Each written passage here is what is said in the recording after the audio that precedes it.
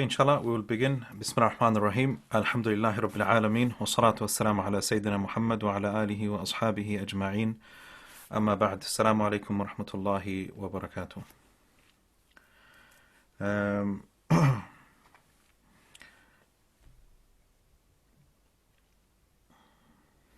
Looks as though people are still joining us. So, in the meantime, if there are any questions people would like to ask, you can ask now, inshallah.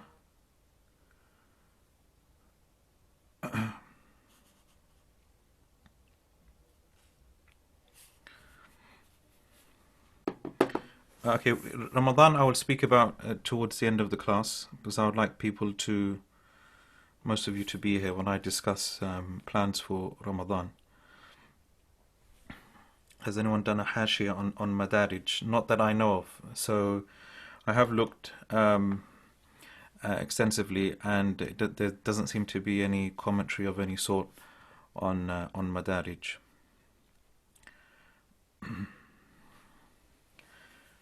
Next term's courses will be announced during Ramadan, although I will be announcing one course today, inshallah.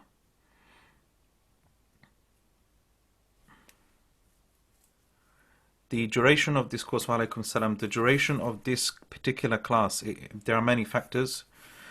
So obviously mainly it's to do with the length of the lockdown. It depends how long that will last for, because as you know, most of you should know that this particular time slot, I usually deliver my weekly tafsir class in Vauxhall, in the masjid in Vauxhall, Masjid al-Najashi, the Eritrean Muslim Community Association. But obviously we've had to put that on hold. So it really depends how long the lockdown will be. But I mean, it seems as though this is quite a popular class, and whereas my other tafsir classes the attendance is nowhere in comparison. So that's something I have to consider. So if people find this class beneficial and you all want to continue, then I will try and make provisions for that, inshallah. There won't be a grammar class next term, but there will be a class in Sarf, in morphology. There will be an 8-week term where we cover the basics of Sarf, ilm al-Sarf, of morphology.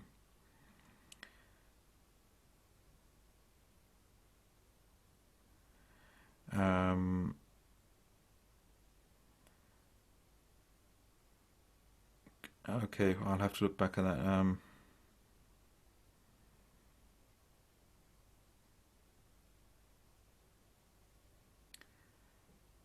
Right, okay. Yeah, just a reminder to everyone that I won't be able to answer everyone's questions. Okay. But I'll try. Alaikum salam. No, for Sarf, I will be doing, it's my own notes. I'll be making a small booklet on it. And similar to the course I did last summer, Introduction to Arabic Grammar. So it'll be similar to that format for those of you who've done it. Right, okay. Some of you did contact me during the week regarding... Okay, just to be clear about the tafsir class. Remember, I deliver 2 tafsir classes. I deliver there's a Tawfiq online Quran study class. That's on Thursday evenings. That will continue to run. I have it's a lifelong project to go through the entire Quran in great detail from beginning to end. That's delivered on Wednesdays. Okay, so the tafsir class, the Quran study class, that will continue as normal, inshallah. That's on Thursdays. Okay, so yeah, a number of you did contact me regarding the difficulty in obtaining recordings for this class. Some of you, I can say, maybe weren't happy with the fact that we were making it difficult for people to have recordings for the class. And as you know, we have different policies depending on what class is being delivered.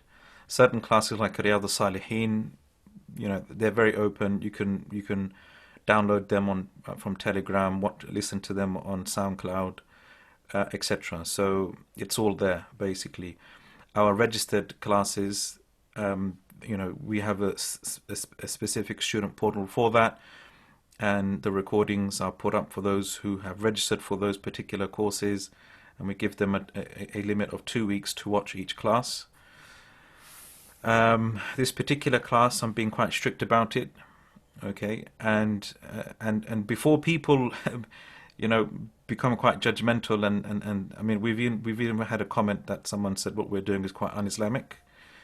We're not, it doesn't fall within the spirit of disseminating Islamic knowledge. Some people have told me it suggested I upload these classes to YouTube, etc. We have a particular sort of philosophy with regards to how to disseminate Islamic knowledge. There are different degrees of knowledge available, and there are respective platforms for those different types of levels of Islamic teaching and content. Okay, so just as you wouldn't expect, for example, a university degree to be taught over, say, Facebook Live or YouTube, okay, we wouldn't expect that. Okay, a degree or a master's or a PhD, it's not something that that is taught over like social media, on Twitter, for example, on WhatsApp. Okay, I mean, now people are teaching books over WhatsApp. Okay, they're literally, I mean, it's not something that hasn't really hit the Western world, more in the Arab world.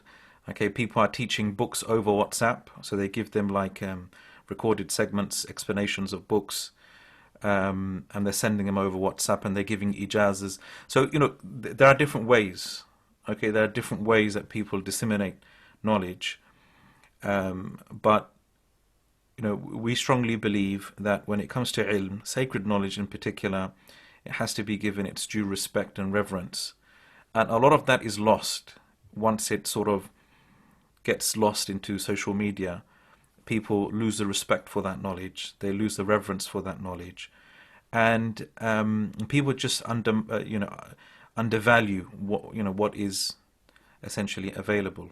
And we have a lot of experience. We know that once you push things into the public, realm, people just lose the interest in wanting to continue to listen to lessons and courses. And so we want to make people consistent in their studying and watching of these classes. So we have to basically not just put things on a silver plate for you. We have to, in order to, as they say, as the ulama, they say, al-ilmu yu'ta wa la ya'tika. Knowledge, people, you're meant to go to knowledge.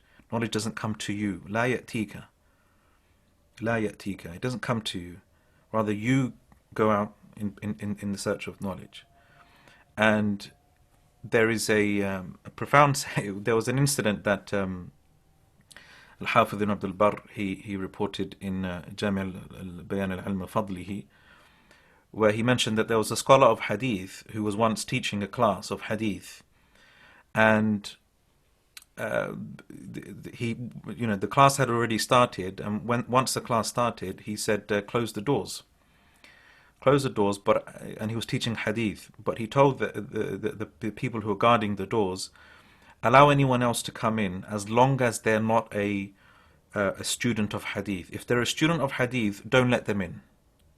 Don't let them in. Okay, and the reason why he said that, you might think, well, surely he's teaching hadith. Okay, again, there's no need to put your... Thank you. He's teaching hadith, so you would think that he would allow students of hadith to enter the class. But he said no. If they're students of hadith, they know the value of hadith. They know the worth of hadith, and they shouldn't be coming to the lesson late. They shouldn't be coming to the lesson late. After they, when they themselves know the value of hadith and the importance of hadith. If it's other people that haven't experienced this knowledge before, then maybe there's some excuse for them, basically. And so, we have to be stringent upon ourselves. We have to be disciplined in this age where there is an overflow of information. and there's a lot of saturation in terms of what's available, in terms of knowledge that is available, and so we just get lost in the content that is available to us. Okay, so we don't make things intentionally difficult so that you lose out. Okay, we arrange things, and we plan these classes in a way to try and make sure that you, out of everyone, benefits the most. So please take that into consideration. And in the form that we gave out for those who had genuine excuses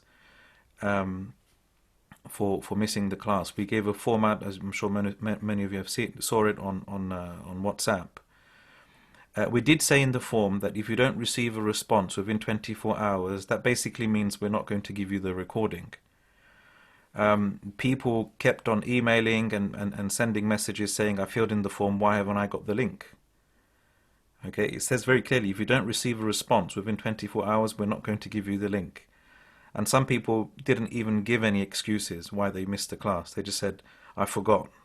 Okay, can you give me the link, please? And so inshallah, I don't want to start off on a negative note, but I just felt that had to be said, inshallah. Okay. Right, how many do we have now? Okay, so we got a good number, so I think we can start. Just before we start, very quickly, let me just look at the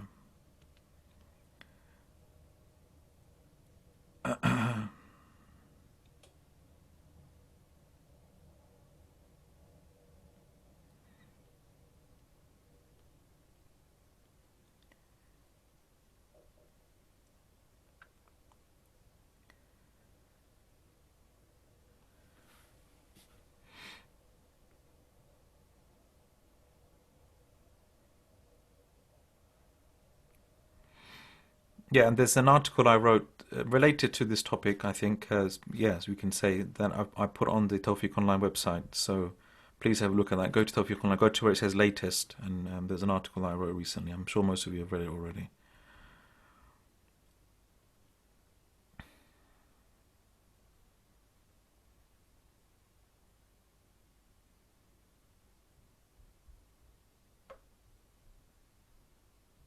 Okay, right, all right, let's start then, inshallah.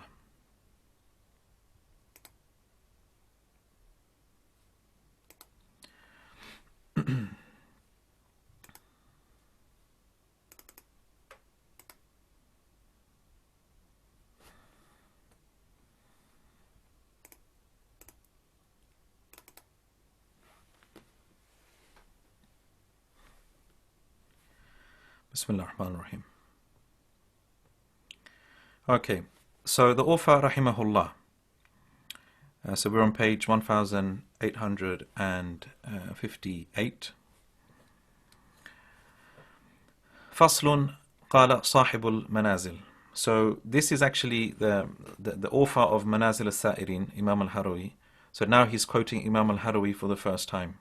Okay, so everything that we've looked at for the first 3 weeks has been basically words of Ibn Qayyim rahimahullah.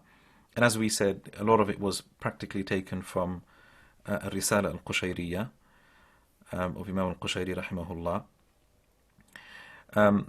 Just as an interesting observation as well, Imam al-Harawi wasn't very fond of Imam al-Qushayri at all. Okay, in fact, Imam al-Harawi differed. He was contemporary to Imam al-Qushayri, and he differed with Imam al-Qushayri on many issues, in particular in theology. So Imam al-Harawi was an ardent follower of Imam Ahmad. So he was very anti-Ash'ari in Aqidah, whereas Imam al-Qushayri was quite Ash'ari. So they were at loggerheads with one another on a number of issues. But I found it very interesting that Ibn Qayyim rahimahullah, he comments on Imam al-Harawi's book, but takes from Imam al-Qushayri, which I thought was an interesting observation. Anyhow, so قال صاحب المنازل. So this is the first instance where Imam Ibn Qayyim, he quotes from Imam al-Harawi. And so, and if you looked actually to the, I'll just quickly show you how the original text it looks. I thought it was already at the page.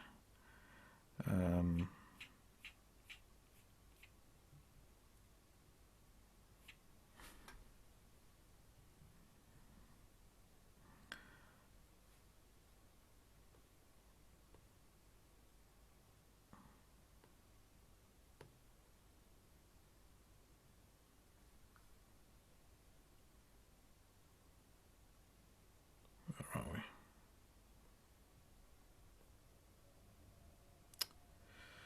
What page was it on? I thought it was on 40 something. Oh, here we go. Yeah.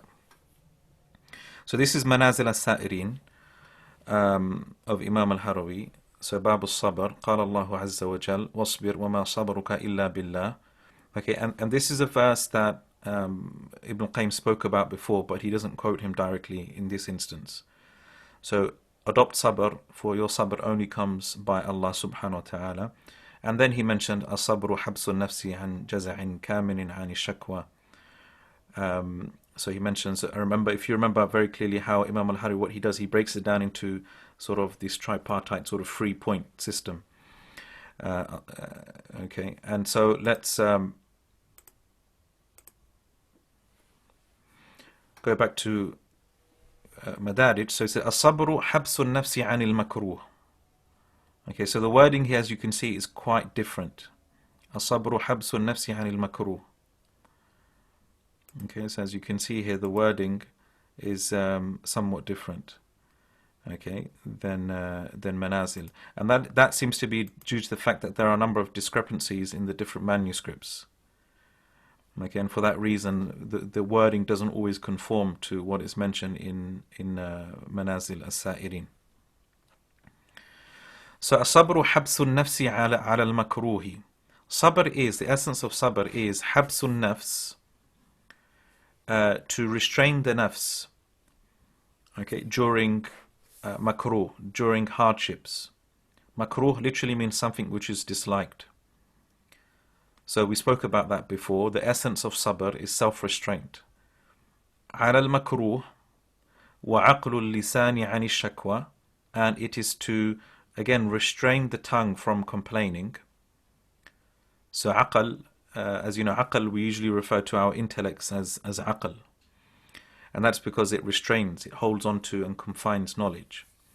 So وَعَقْلُ اللِّسَانِ عَنِ الشَّكْوَى, this is something that we spoke about. And then he mentions, this is where it gets interesting. He said, وَهُوَ مِنْ أَصْعَبِ الْمَنَازِلِ عَلَى الْعَامَّةِ. It is from the most difficult of stations for the common folk, for lay people. Sabr is the most difficult form. It's difficult stations for the common people. وَأَوْحَشُهَا فِي طَرِيقِ الْمَحَبَّةِ. But it's one of the most alien forms, or the most alien stations, for those who traverse the path of mahabba, of love. So this will take you back to what we mentioned last week about the sabr al-abidin and the sabr al-muhibbin. We made that distinction between the two, the patience of the worshippers and the patience of the lovers. وَأَنْكَرُهَا فِي طَرِيقِ التَّوْحِيد. And it's the most reprehensible form, or the most reprehensible of stations for those who traverse the path of Tawheed. For those who traverse the path of Tawheed. Okay, so he's mentioning three levels here. Okay, or how it can be viewed.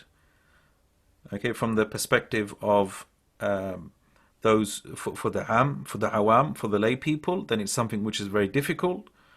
But then it's something which is alien to people who traverse the path of mahabba, of love, and then it becomes even reprehensible for those who are traversing the path of tawheed. Now here, when he mentions tawheed, okay, tawheed is discussed differently depending on what angle you're discussing it from, whether you're looking at it purely from a theological perspective, And this is not what he really means here. Tawheed is not, we're not talking about Tawheed Rububiyyah, Uluhiyyah and Asma' wa Sifat in the sort of theological perspective. Tawheed, when the author speaks about Tawheed, and that's one of the last stations that he speaks about in the book, it's basically when a person reaches a state when they're in complete disregard of oneself, and a person reaches a state of self-annihilation, what is known as fana. And so as a result, a person almost dissolves into the irada, the will of Allah subhanahu wa ta'ala. Okay, so obviously this needs to be discussed in detail. We haven't reached that point yet. And but let's explain this. Okay, he's going to explain this. And just to be clear on this, Ibn Qayyim rahimahullah doesn't really agree with this particular point here. So from this part onwards, okay, so that basically what I've highlighted there, وَأَوْحَشُهَا فِي طَرِيقِ الْمَحَبَّةِ, that it's the sort of most alien form for those who traverse the path of love, and the most reprehensible of stations for those who traverse the path of Tawheed, he doesn't agree with. Okay, and he will explain why. But first he will explain what he means, what Imam al-Harawi means by it, and then he will give his perspective on it. So he says, إنما كان صعبا على العامة. It's difficult. Sabr is difficult for lay people. لأن العامي مبتدئ في الطريق. Because the lay person, common person basically, he is مبتدئ في الطريق, meaning he's just a beginner on this spiritual journey. وما له دربة بالسلوك, and he has no durba, meaning he basically has no experience in suluk. Okay, in suluk, in spirituality. ولا تهذيب المرتاض بقطع المنازل, and he has no al-murtad is a person who exercises, who practices spiritual exercises in terms of whether it be deep thought and reflection and self-restraint. So this person, the mubtadi', he has no experience in these spiritual exercises in trying to biqat' al-manazil, in trying to attain these spiritual stations. So as a result, فَإِذَا أَصَابَتْهُ الْمِحَنُ أَدْرَكَهُ الْجَزَعُ, that when trials and tribulations befall upon him, أَدْرَكَهُ الْجَزَعُ, he is overwhelmed by jaza', grief and despair. وَصَعْبَ عَلَيْهِ احْتِمَالُ الْبَلَاءِ, and so it becomes difficult for him to bear these tribulations. وَعَزَّ عَلَيْهِ وُجْدَانُ الصَّبْرِ, and it becomes very rare upon him to reach this state of sabr. لأنه ليس من أهل الرياضة, because he is not from the people of riyada. Riyada doesn't mean sport in this case, because nowadays we refer to riyada as sport. But people of experience, people who practice these exercises. And when I mean exercises, I mean where a person consciously tries to adopt these spiritual stations. فيكون مستوطنا للصبر, and so as a result he becomes fit for sabr, meaning sabr, it's something which is something that he needs to adopt. Because when does a person need to adopt sabr? It's when they find it difficult to manage things. They find it very difficult to respond to calamities. They find it very difficult to do good deeds. They find it very difficult to stay away from sins. Such people, they need sabr, and it's difficult for them. That's why they need it, because it's something that they clearly need. They are in need of sabr. So that's for the awam, for the lay people. وَلَا مِنْ أَهْلِ الْمَحَبَّةِ, okay, and he's not from the people of mahabba, from the people of love, meaning from the people who are in a state of love with Allah subhanahu wa ta'ala. Why? Because Ahlul Mahabba, the people of love, فَلْيَلْتَذُّوا بِالْبَلَاءِ فِي رِضَى مَحْبُوبِهِ. Okay? فَيَتَلَذُّوا, sorry, بالبلاء في رضا محبوبه, because أهل المحبة, they find pleasure in bala. They find pleasure in tribulations. Okay, and this is due to their love for Allah subhanahu wa ta'ala. Meaning that when they face tribulations, they realize this is something that Allah subhanahu wa ta'ala has decreed for them. Allah is trying to test them. Allah wants to elevate their ranks. So they essentially welcome tribulations with open arms. Not that they make it happen, but when it does befall upon them, they accept it. And they realize this is the decree of Allah subhanahu wa ta'ala. And so, like when Umar ibn Abdul Aziz radiallahu anh, when he was asked, ماذا تريد? What do you want in life? He said, ما أراده الله. I want what Allah wants. I want what Allah subhanahu wa ta'ala wants. So if Allah wants to test you and put you through trials and difficulties, then you say, this is what I want. This is what Allah subhanahu wa ta'ala has decreed for me. وَأَمَّا وَحْشَتُهُ, as for وحشته في طريق المحبة, as for, because we said that Imam al-Harawi, he mentioned here, وَأَوْحَشُهَا, it's the most sort of alien of stations for the people of Mahabba. Why is this the case? He says, وَأَمَّا وَحْشَتُهُ فِي طَرِيقِ الْمَحَبَّةِ, as for it being something which a person of Mahabba feels alien to, فلأنها تقتضي التذاذ المحب بامتحان محبوبه له والصبر يقتضي كراهيته لذلك. This is because that Mahabba, or because Mahabba itself, love for Allah subhanahu wa ta'ala and what He decrees, it necessitates that the muhib, the one who loves Allah subhanahu wa ta'ala, he finds pleasure in the way that his mahbub, his beloved, puts him to test. Okay, as we mentioned already. Okay, the people of Mahabba, people who truly love Allah subhanahu wa ta'ala, okay, they are more than just content with what Allah has decreed for them. They are in a state of hub, they are in a state of Mahabba. وَالصَّبْرُ يَقْتَضِي كَرَاهِيَةُ لِذَلِكَ. Whereas sabr, on the other hand, it necessitates the opposite. Sabr basically means that you dislike something. Okay? Sabr, because what does sabr mean? Sabr means self-restraint, meaning there is something that is pushing against the grain. There is something that you dislike, that you're struggling to deal with. You don't naturally like it. And therefore, as a result, you need to adopt sabr. But this is the point here. If you truly love Allah and you love whatever He decrees for you, where is the need for sabr? This is basically the argument that Imam al-Harawi is trying to make here. And Ibn Qayyim is trying to explain this. He doesn't really agree with it, as I mentioned, but it's something that he is trying to explain. وَحَبْسُ نَفْسِهِ عَلَيْهِ كُرْهٌ, that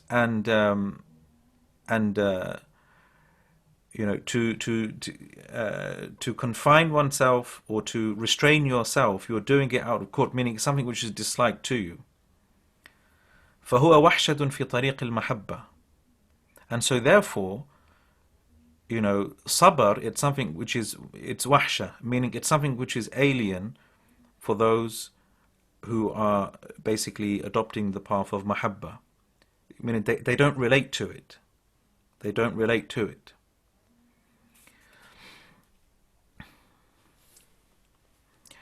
وَفِي الْوَحْشَةِ نُكْتَةٌ لَطِيفَةٌ. And with regards to this level of alienation, there is a very subtle point that he wants to make here. There is a subtle point that needs to be observed. لأن الالتذاذ بالمحنة في المحبة هو من موجبات أنس القلب المحبوب، فإذا أحس بالألم بحيث يحتاج إلى الصبر انتقل من الأنس إلى الوحشية. وَلَوْلَا الْوَحْشَةُ لَمَا أَحَسَّ بِالْأَلَمِ الْمُسْتَدْعِي لِلصَّبْرِ. This is a very subtle point here, okay? And you'll maybe just pay special attention to what he's saying here. So he's saying here that this pleasure, iltidad, that a person experiences, this level of contentment that a person experiences when they go through tribulations, mihna, when they go for a mihna, when they go for a tribulation, this is only for people of mahabba, by the way, as he mentions, then this is a result of one's uns, the uns of your heart, meaning where your heart is at ease with Allah subhanahu wa ta'ala. You have this serenity, you're in a state of serenity with Allah subhanahu wa ta'ala. That can only happen at that point. Meaning you can only find pleasure when your heart is at peace and at ease with Allah and what He decrees. So فَإِذَا أَحَسَّ بِالْأَلَمِ, so if a person therefore feels pain, meaning pain that results from a tribulation, بحيث يحتاج إلى الصبر, to the degree that he needs to now adopt sabr, he will therefore move انتقل من الأنس إلى الوحشية or إلى الوحشة. According to one print, it doesn't mention it in this version, but in the print that I have, there is another manuscript that says wahsha. The same thing really. So if that happens, then he will انتقل من الأنس إلى الوحشة. He will move from being in a state of uns, in serenity and tranquility with Allah, to a state of estrangement and alienation. Estrangement and alienation in the sense that, where a person finds it very difficult to deal with this predicament that they are in, with this calamity that they are facing, or this tribulation that they are facing. وَلَوْلَا الْوَحْشَةُ لَمَا أَحَسَّ بِالْأَلَمِ الْمُسْتَدْعِي لِلصَّبْرِ. And if it wasn't for this feeling of estrangement and alienation, he wouldn't have felt that pain. He wouldn't have felt that pain that necessitates sabr, that calls for sabr. Meaning the estrangement that we're talking about here is the estrangement and the alienation that a person feels from Allah. So just to be clear, because he's mentioning wahsha here a few times. There is a wahsha for Ahlul Mahabba. There is a sense of alienation of Ahlul Mahabba. Ahlul Mahabba feel a sense of alienation from sabr, meaning that they don't feel a need for sabr. This is what he's arguing, that they don't feel a need for sabr because they are so content with what Allah has decreed.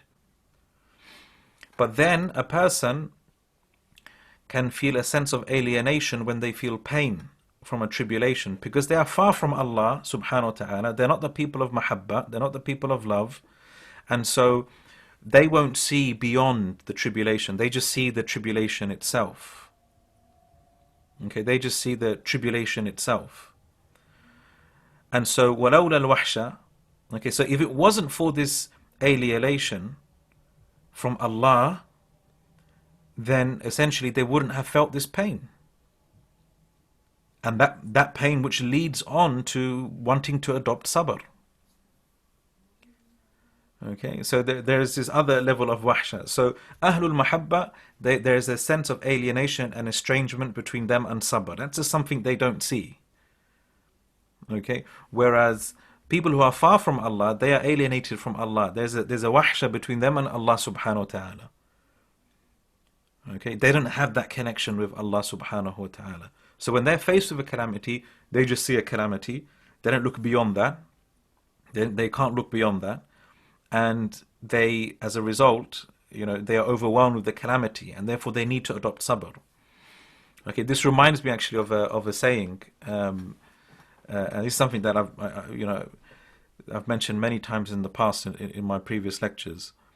There was a story of a man. He was a righteous worshipper and a scholar, and he went to a tyrannical ruler to enjoin the good, forbid the evil, and basically the sultan or the leader commanded that he be executed. So what they did is they basically cut off his hands and legs. They basically crucified him and they just threw him into the marketplace to die. And so people gathered around him and they saw him smiling. Okay, and people were like shocked, like, why are you smiling? So he said, هذا محبة الله وهذا حلم الله في من آذى أولياء الله. Okay, he said, look how Allah is so forbearant with those who harm the friends of Allah. Meaning, we have this man who just, basically, he's just executed a Muslim, a believer. But Allah hasn't suddenly taken him to account. Allah hasn't suddenly punished him. Allah hasn't suddenly taken him to account and punished him. So he said, look, هذا حلم الله. Look how forbearant Allah is with this man. He's giving him a chance to make tawbah. He's giving him a chance to, he's giving him respite. So he said, فإن كان هذا حلم الله على من آذى أولياء الله فما حلم الله في من أوذي فيه. So he said, if that is the case, then what about the hilm of Allah for the forbearance of Allah for the one who was harmed in his way? Meaning in reference to himself. In reference to himself. So this person, okay, this is a good example of someone who looks beyond. He has no wahsha. There's no wahsha between him and Allah. There's no level of estrangement between him and Allah subhanahu wa ta'ala. And so for him, he's not even thinking about, have sabr, be patient, your meeting is with Allah. He's like, this is fana in a way. This is a type of annihilation that the scholars speak about.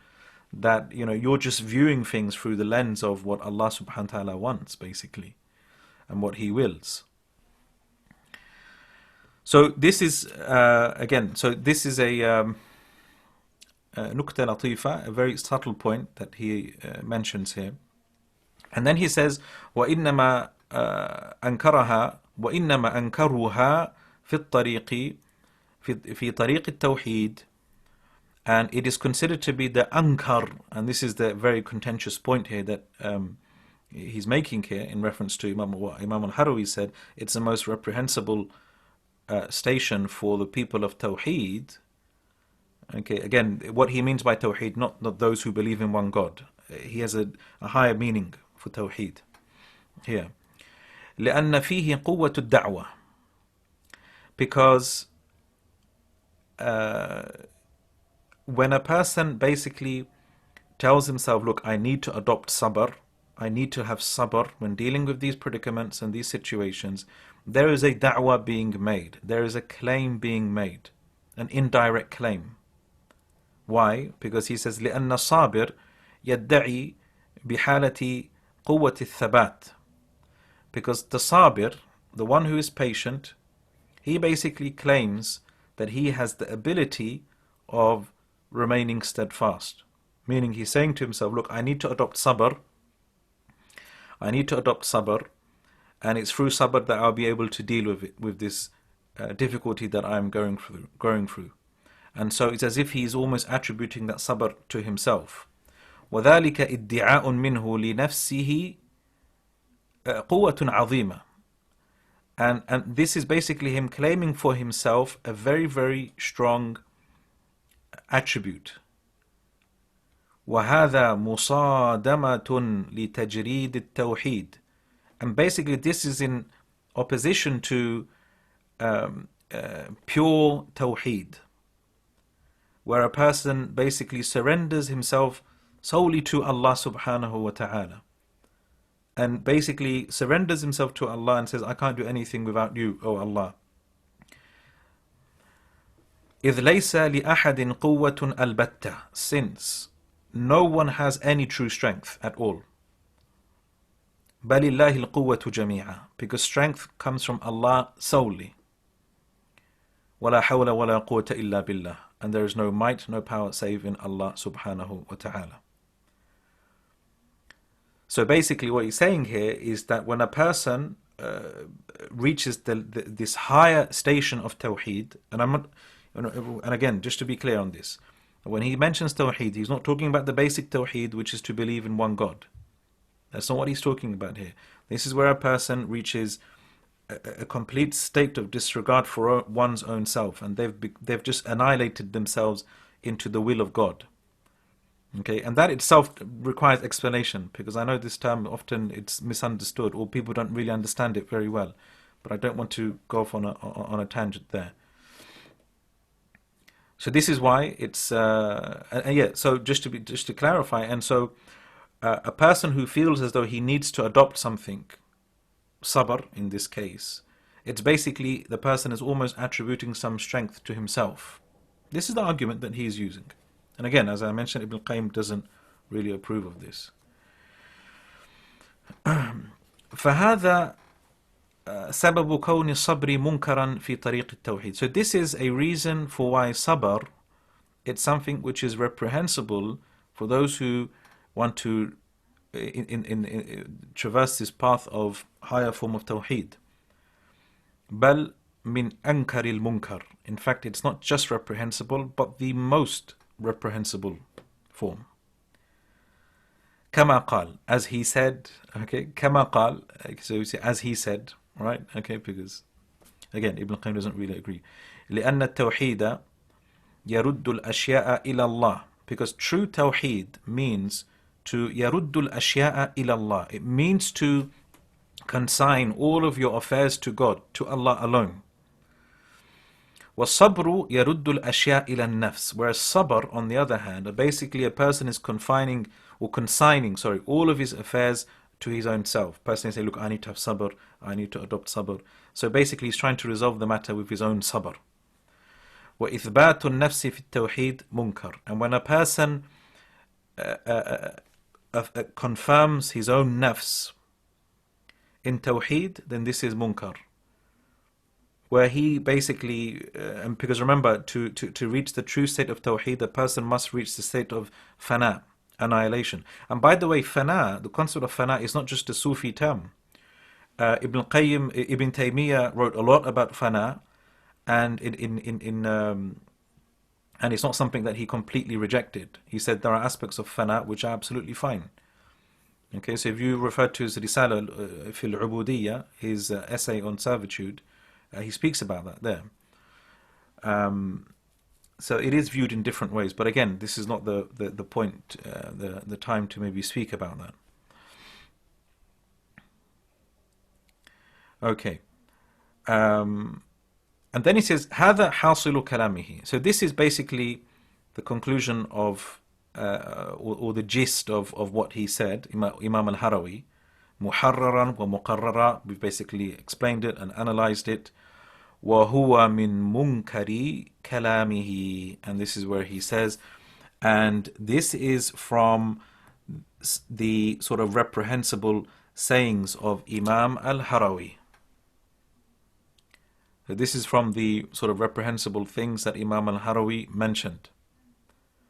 Okay, so this is, and this is throughout, by the way, this is throughout Madārij al Sālikīn. Clearly, Ibn Qayyim will he will disagree with Imam al-Harawi on a number of issues. Okay, a lot of people don't realize this because they just take snippets from Madārij al Sālikīn, the sort of the non-contentious issues. But really, what makes this book even greater is where he delves into these issues, because often when you deal with these contentious issues, you sort of, you delve deeper into these matters. But at the same time, what you will notice, and try and look for this, okay, when we read this, is the insaf of Ibn Qayyim, the justice of Ibn Qayyim, and that he's very just. He's very, very just in that he doesn't just, because a lot of people, they might read this book and they'll just throw it in the gutters and they say, oh, this is just all, it contains nonsense. Okay? And sadly, that's, the approach of some people. If they spot something wrong within a book, they'll just throw it away. I remember actually I experienced this when I was in Hajj. This is way back in 2003. And there was a brother who went to a bookshop and he bought a book in English called Don't Be Sad. I'm sure you've heard of it, by Aid al-Qarni. Don't be sad. And so he bought it. He looked at it. He said, "This is good. You know, it looks good." And then subhanallah, later on during the day, I actually saw him. I actually saw him throw this book into a dustbin. I actually saw him throw the book into a dustbin. I was like, what are you doing? This book has ayat in it. He goes, no, this book has deviancy in it. It's got bid'ah in it. And so I thought to myself, subhanallah, yani, if you were to take that attitude, okay, we would practically have hardly any books left to read. There are always issues that you'll have, that they'll be problematic, you won't agree with. Okay, it doesn't mean that you completely, reject a book. Okay, so Ibn al-Qayyim has this insaf. Okay, and also what he also does as well, he tries to interpret Imam al-Harawi's words in the best possible way. Okay, so if there is a way that he can interpret it in a way that makes sense and that agrees with his understanding of sound theology, then he will do that, and that will become apparent. We will see that, inshallah.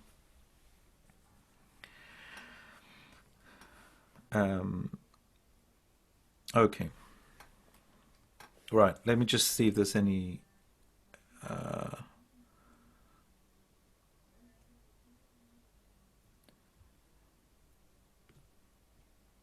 points here. How do you reconcile this with the grief of Yaqub when he lost Yusuf? Yeah, so that will come, yeah, because we will speak about even the Prophet ﷺ. He became upset when his son Ibrahim passed away, so we'll discuss that.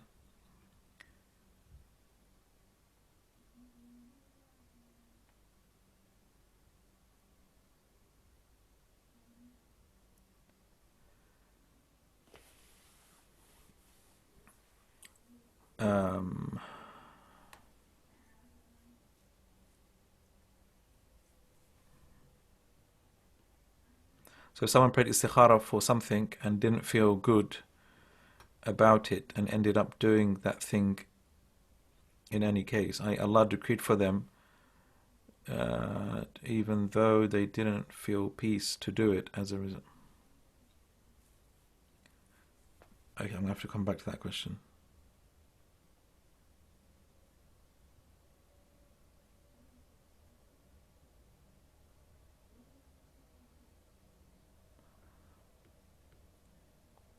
Did other scholars agree with Ibn Qayyim's criticisms of the author, or in fact were there others who reinforce Harawi's perspectives? So Ibn Qayyim's book, Madārij, it hasn't really been like, and I don't know why, up until now, I don't know why it hasn't been, it's not a book which is makhdum. There's a phrase that we say, when a book is makhdum, it's been basically, people have given khidmah to a book. Okay, and that could be due to the fact that maybe it wasn't widely available. And it's interesting to note that even the title Madārij al Sālikīn, it's not something that Ibn Qayyim, he called it something else. And there are different titles. So it seems as though it was a book that didn't become widely read and studied. But it's definitely one of those things that people are picking up more on today. Yeah.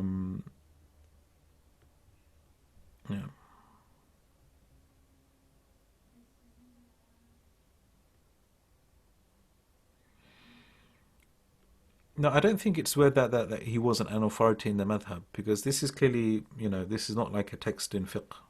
So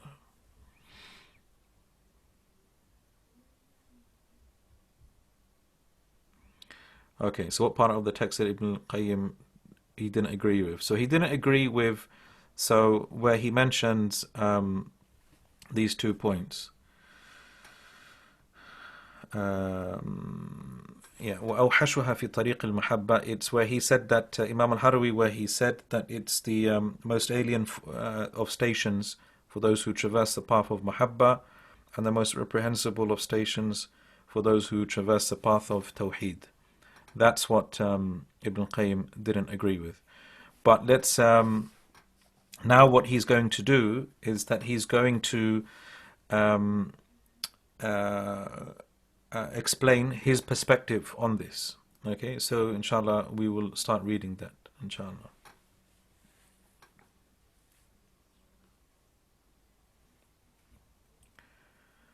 Um, is there anything to the fact that things like suluk and this of such are not things given much priority by the majority of Ibn Qayyim's more contemporary followers? I mean, Ibn Qayyim clearly, I mean, if you look at the way like Ibn Rajab spoke about him, it's very clear that um, that they considered him to be, way above most people in terms of service, in terms of servitude, ubudiyya, ibadah, etc. The way he is characterized as being someone who spent a lot of time in prayers, in dhikr, and in many ways abnormally. He spent a long time in prayer, which was just didn't seem to be normal. Um, and But I mean, the Hanabila generally, if anything, I mean, although they're often characterized as being sort of, um, literalists and people who are quite polemical and what have you. But they are sort of simpletons in a way, in the sense that because obviously they stayed away from ilm al-kalam and what have you. But yeah, I mean, I think it's difficult to paint them with a single brush. And some were clearly very inclined towards suluk. A lot of the Hanabila were. Ibn Rajab, for example. Okay, I mean, Ibn Rajab, clearly from his works, you can clearly see that he was greatly influenced by Ibn Qayyim, rahimahullah. Even the other Hanabila that came beforehand, Ibn al-Jawzi, Ibn Qudama, their works in suluk are plentiful. So, yeah. Okay. Right. It's probably a good time to take a break, actually. It's probably a good time because now Ibn Qayyim is going to start speaking about his sort of take on things. And so, yeah, we'll stop there, inshallah. We'll take a break for 5 minutes. Okay, so, I meant more like today's Sufi and Salafi dichotomy, whereby Sufis more commonly study texts in suluk, whereas Salafis aren't really associated with that. Oh, I see what you mean. Okay, yes. Yeah, I mean, this is a good point in the sense that um, obviously Sufis would generally focus more on matters of suluk, whereas the other sort of side of the spectrum, um, they don't adopt that similar approach to ilm al-tazkiyatun nafs, and but it's not that they reject it. Okay, it's not that they reject it. They clearly do emphasize on it. Okay, and the fact that modern sort of Salafis do quote from Ibn Qayyim quite a lot. But they're quoting from him and his taking his theological or stances and fiqhi issues is one thing, but being well read on Ibn Qayyim is something else. Okay, and I think a lot of people lack that. Okay, a lot of people lack that. I mean, just look in the English speaking world. We don't have much of Ibn Qayyim's books available. Like, if you think about it, from everything that he wrote, what's available in terms of what he wrote in English? You have Al-Wabil al-Sayyib, okay, Invocation of God. You have small little excerpts here and there, quotes of Ibn Qayyim. And by the way, a lot of the quotes that people share of Ibn Qayyim aren't actually of Ibn Qayyim. People make these memes and quotes, and I found most of them, they're falsely attributed to Ibn Qayyim. Okay, so... And yeah, and there's a few things here and there. There is the Egyptian translation of Fawaid. There's also a recent translation I saw of his spiritual diseases and cures, Ad-Dat wa Dawa. Asrarul Salah. So there are a few small pamphlets, but his greatest works haven't been touched basically. So his greatest work is Madārij al Sālikīn. That's like his, that's his magnum opus. That's his best book. And then Tariq al Hijratain. Tariq al Hijratain, okay, is again, it's a book that you don't find many people teaching or reading from beginning to end.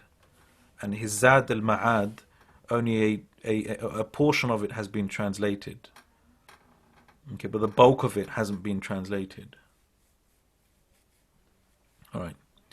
Okay, inshallah. So we'll take a break now. So the time is almost quarter past. So inshallah, we will resume at 9:20. Inshallah, we'll resume at 9:20.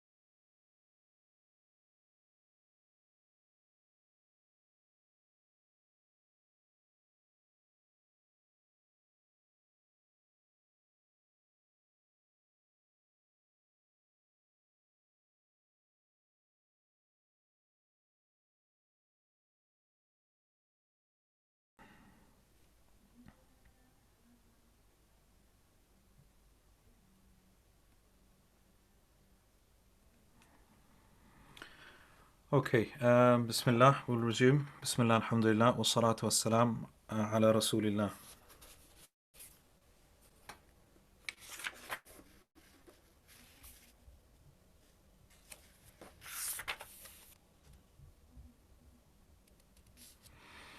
Okay, just a few points, inshallah, before we go on. The last particular part of the class was, I think it went beyond some of you.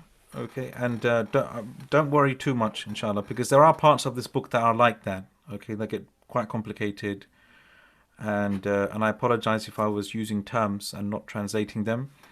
But inshallah, the next part of the lesson should be hopefully a lot easier to understand. Inshallah. Someone raised a good point. I'm not going to read out the entire question because it's a bit long. But there was a question. Sorry, one second. That basically was making the point that is it really is it necessary to go and study these matters in such depth, and he mentioned the hadith about the Bedouin. Okay, as long the Bedouin who came, as long if I do the bare minimum, can I get into Jannah? Okay, I mean, what we have to remember, and this is something that will become evidently clear when studying books like this, is that that religion caters for people of different abilities. Just like not everyone's going to be an alim, people won't have the ability to be a scholar. A lot of people won't have the ability to be devout worshippers. Okay, and so it's important to recognize that there are people of different levels and abilities. Okay, and that we shouldn't just try to be like a simple Bedouin that just sticks to the basics. That's not for everyone. Okay, it depends on a person's circumstances. And therefore it's important not to superimpose, what is appropriate for you as an individual onto other people and say, look, you should be adopting this particular path or this particular way or focus on this particular aspect of the religion. It might not be for you. Okay, it might not be for you.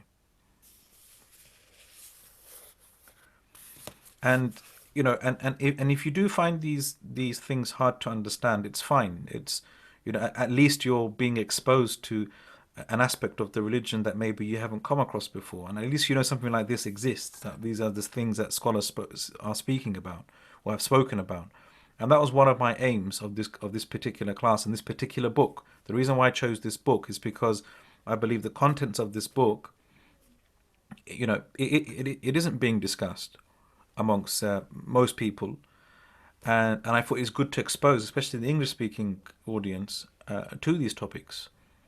Okay, perhaps that it will enlighten some of us and make us be more cognizant of our own inner selves more, and inshallah it will bring about khair and benefit to us.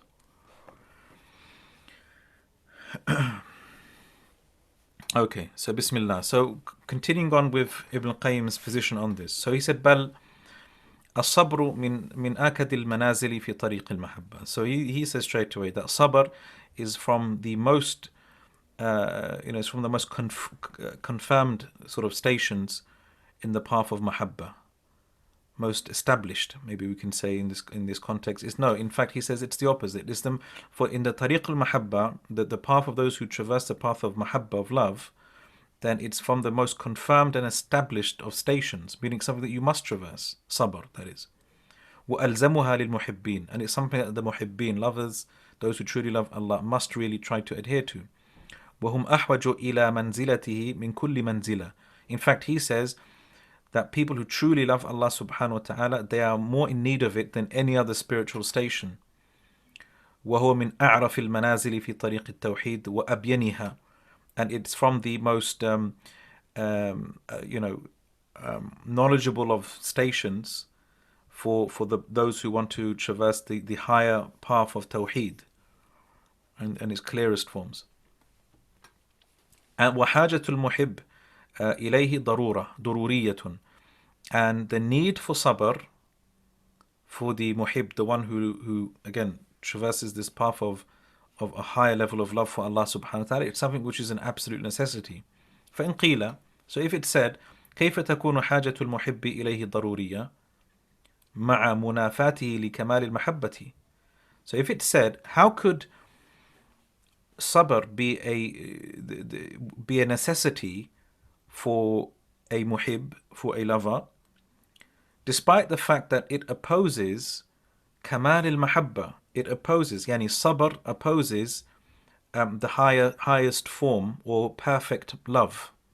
Because as we said, if you truly love Allah subhanahu wa ta'ala, this is the argument, then you won't show any resistance to what Allah decrees for you. You basically, you know, your intent falls in line with the intent of God, of Allah subhanahu wa ta'ala.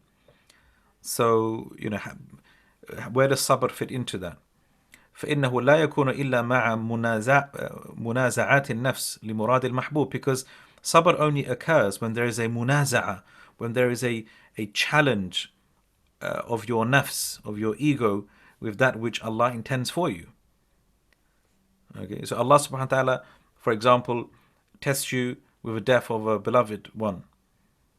Okay, whereas your nafs, it struggles to deal with that. So there's this conflict and there's this resistance between what Allah wants and what your nafs wants. So that's sabr.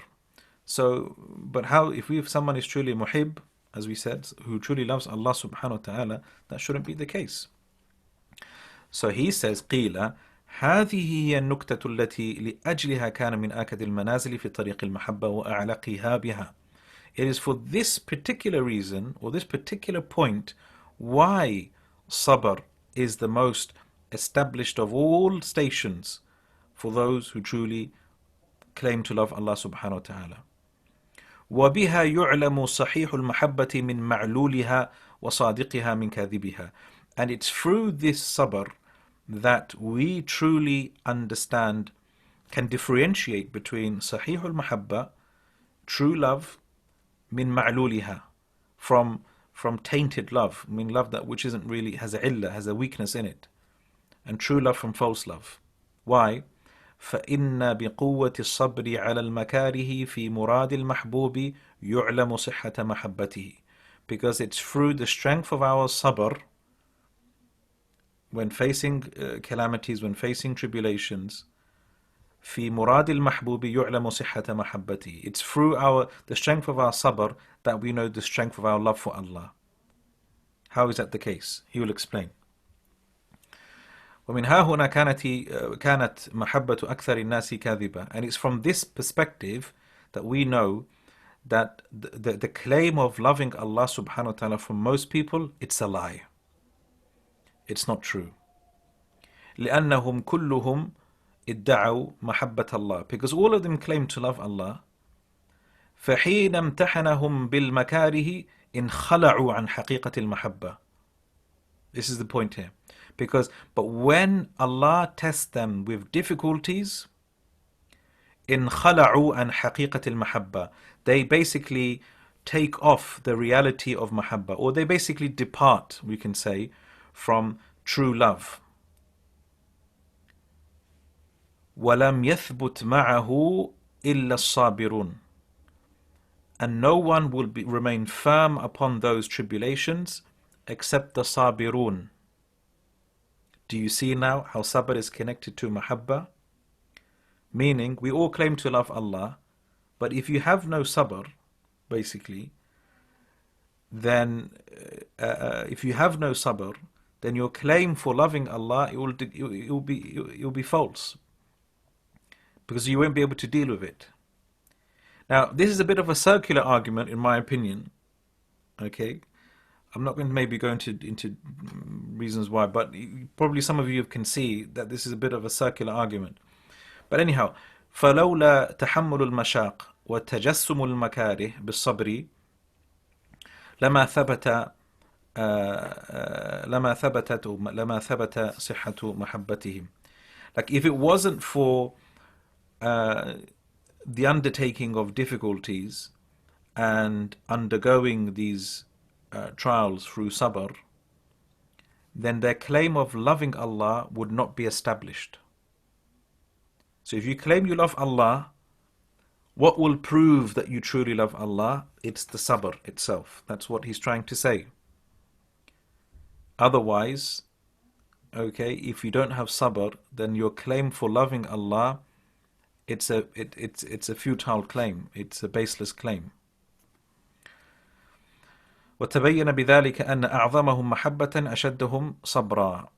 وتبين بذلك, and therefore it becomes clear that those who are greatest in love for Allah are those who are greatest in sabr. So there is a correlation between the two stations, and there isn't a contradiction between the two. ولهذا وصف الله تعالى بالصبر خاصة أحبائه وأوليائه. And for this reason, Allah subhanahu wa ta'ala has described the closest of His friends and beloved as having sabr. فقال عن حبيبه أيوب. So He said about His beloved Ayyub, إِنَّا وَجَدَنَاهُ صَابِرًا. We found him to be sabir. So are we saying that Ayyub alayhi salam, he didn't reach the peaks of mahabba? ثُمَّ أَثْنَى عَلَيْهِ, and then he praised him. نِعْمَ الْعَبْدِ إِنَّهُ أَوَّابٌ. What a good servant he is, for he constantly turns to Allah subhanahu wa ta'ala. So clearly, Allah subhanahu wa ta'ala praised the prophets and they had sabr. Now if sabr is meant to be wahsh, it's meant to lead to it only occurs due to an alienation between you and Allah, that's basically implying that the prophets had a degree of alienation between them and Allah. وحاشا لله, one can't say that. وأمر أحب الخلق إليه بالصبر لحكمه أو لحكمه. And Allah subhanahu wa ta'ala commanded the most beloved of His creation to adopt sabr. Okay, maybe you could read it لحكمه, يعني due to Allah's wisdoms, or لحكمه, to basically to adopt sabr for what Allah has decreed. وأخبر أن صبره به, and He informed, meaning Allah informed, that the sabr of the Prophet sallallahu alaihi wasallam is through him. This is based upon the ayah, وَمَا صَبْرُكَ إِلَّا بِاللَّهِ, that your sabr only comes by Allah. وَأَثْنَى عَلَى الصَّابِرِينَ أَحْسَنَ الثَّنَاءِ, and He praised the sabirin in the best possible ways. وَضَمِنَ لَهُمْ أَعْظَمَ الْجَزَاءِ, and He has guaranteed for them the greatest of rewards. وَجَعَلَ أَجْرَ غَيْرِهِمْ مَحْثُوبًا, and He made the reward of other people, other than the sabirin, their reward is mahsuban, meaning it will be fixed at a point, it will be fixed to a limit. وَأَجْرَهُمْ بِغَيْرِ حِسَابٍ, whereas the ajr of the sabirin doesn't have a limit. وَقَرَنَ الصَّبْرَ بِمَقَامَاتِ الْإِسْلَامِ, and He juxtaposed sabr with the other stations of Islam, wal-iman, wal-ihsan, كما تقدم, meaning Allah in the Quran, when He spoke about sabr, He juxtaposed it with other important stations. فجعله قرين التوكل واليقين والإيمان والأعمال والتقوى, and He made it a qareen, like a partner. Sabr is like a partner to tawakkul, yaqeen, iman, and taqwa. But here, this is an important point here. This goes back to what I was mentioning before, and this is not to reject what Ibn Qayyim is saying here, but Imam al-Harawi wasn't saying that sabr doesn't have reward. He wasn't saying that sabr has no virtue to it. Okay, so I don't want to say this is a sort of straw man argument here, but this is not what Imam al-Harawi is saying, because Imam al-Harawi is saying there are people of different levels. This is the point. There are people of different levels. So sabr is virtuous for those who need it, for the awam, for lay people. But then the argument goes back, and but as for those who basically reached a high level, then it's something that they, it doesn't really apply to them. Okay, but then the argument goes back to them, which is that, look, okay, and this is what Ibn Qayyim mentioned. What about Ayyub alayhi salam, the Prophet sallallahu alaihi wasallam? That's a very strong argument. He told them to have sabr, and he praised them for the sabr that they had. So clearly that's an indication that sabr is not just something for lay people, it's also for the elite worshippers as well. Okay, and that's the position that Ibn Qayyim has. وأخبر أن آياته إنما ينتفع بها أولو الصبر, and he mentioned that it's the people of sabr that truly benefit from his signs. وأخبر أن الصبر خير لأهله, and he informed that sabr is good for its people, okay, those who adopt it. Allah mentions this in the Quran, وأن الملائكة تسلم عليهم في الجنة بصبرهم, and he informed that the angels give salam to the people of sabr in Jannah, كما تقدم ذلك, as it has preceded. وليس في استكراه النفوس لألم ما لم تصبر عليه وإحساسها به ما يقدح في محبتها ولو توحيدها. Now, the fact that istikrah an-nufus, which basically means that when as we've mentioned before, that some people, they will find a level of resistance and pain and suffering when they go through trials and tribulations. This feeling that they have, okay, ما يقدح في محبته ولا توحيد, it doesn't يقدح, it doesn't degrade or diminish a person's love for Allah, nor does it diminish a person's tawheed. And again, this is the higher meaning of tawheed. فإن إحساسها بالألم ونفرتها منه أمر طبيعي. And this is a very important point here. He said the feeling of pain that we experience and this nafra that we feel, this sense of nafra is like when you feel averse to something, you don't feel inclined towards it, instead you feel the opposite.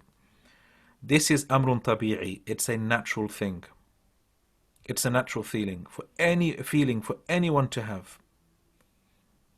أمر طبيعي لها كاقتضائها للغذاء من الطعام والشراب. You know, just like the feeling that we have for wanting to nourish ourselves with food and drink.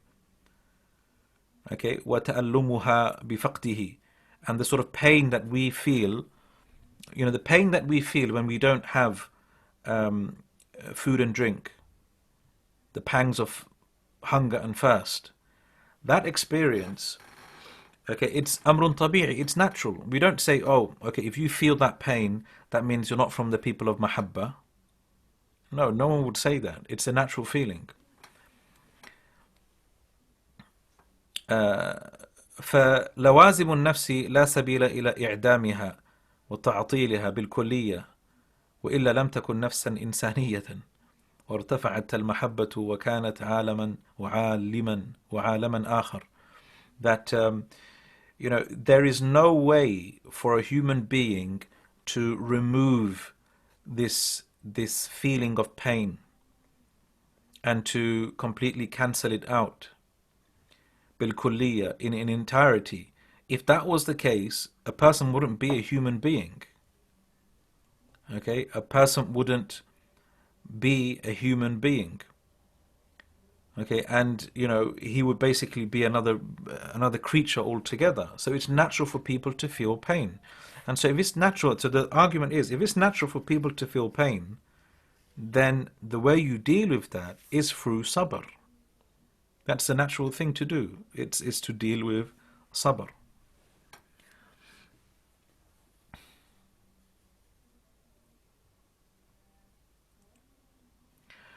والصبر والمحبة لا يتناقضان. That sabr and mahabba, this is an important point. Sabr and love لا يتناقضان. They are not in opposition to one another. They don't contradict one another. بل يتواخيان ويتصاحبان. But they can mutually exist together. They can mutually exist together. وَالْمُحِبُّ صَبُورٌ. The muhib can be sabur. The muhib, the one who truly loves Allah subhanahu wa ta'ala, he can be sabur, someone who is, who has sabr.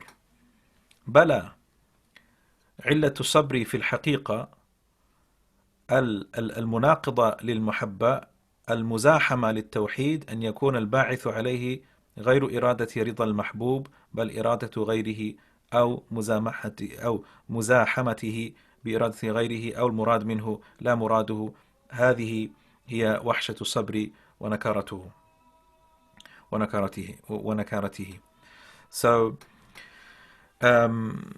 So والمحب صبور. Okay, so the muhib is sabur. The weakness in sabr, in reality, he mentions here, like if there is a weakness in sabr, okay, which opposes mahabba, it's basically when there is a ba'ith, an impetus or a driving force, which makes a person adopt sabr for other than wanting to please Allah subhanahu wa ta'ala. Rather, he adopts sabr for any other reason, for any other worldly gain. Okay, so this is the type of sabr, essentially, or the weakness in sabr. Okay, if it's done for other than the sake of Allah subhanahu wa ta'ala, not purely for Allah. Okay. وَأَمَّا مَنْ رَأَى صَبْرَهُ لِلَّهِ. But whoever sees that his sabr is for the sake of Allah, and his sabr is for the sake of Allah, and his sabr is through Allah, and Allah is the one who grants him that sabr. وَصَبْرُهُ مَعَ اللَّهِ. And he sees that his sabr is with Allah. مُشَاهِدًا أَنَّ صَبْرَهُ بِهِ تَعَالَى لَا بِنَفْسِهِ. And he clearly sees that his sabr is by Allah, not by himself. فَهَذَا لَا يَلْحَقُ مَحَبَّتَهُ وَحْشَةٌ. Then this person, لا يلحق محبته وحشة. Then, the love that he has for Allah subhanahu wa ta'ala, there'll be no estrangement there, there'll be no alienation there. Okay, ولا توحيده نكارة. And his tawheed won't be reprehensible because the fact that he's adopted sabr. ثم لو استقام له هذا لكان في نوع واحد من أنواع الصبر وهو الصبر على المكاره. And and basically saying that this ثم لو استقام له هذا لكان في نوع واحد من أنواع الصبر. If we can confirm this, that this type of sabr is fine, adopting this type of sabr when you're going through trials and tribulations, it's fine. It doesn't oppose your claim to love Allah. It doesn't oppose your belief in Allah subhanahu wa ta'ala. But this is just one type of sabr. وهو صبر على المكاره, which is the sabr when dealing with trials and tribulations. But there are other forms of sabr as well. That's something you have to remember. Okay, let me just see if there's any points here.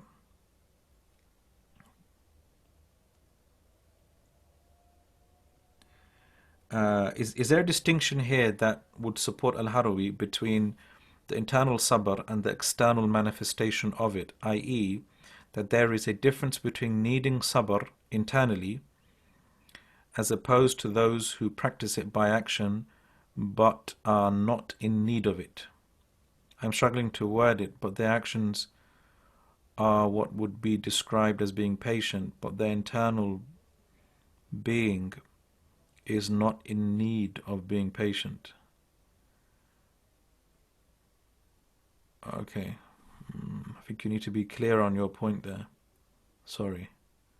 I'm not quite getting it there. But this is an important point here, that Imam al-Harawi, for most of us, when we read verses like Inna wajadanahu sabira, we found him to be patient, and clearly Allah subhanahu wa ta'ala is praising people with sabr. Okay. So, are we saying that Imam al-Harawi is clearly rejecting these verses and their meanings? This is the thing.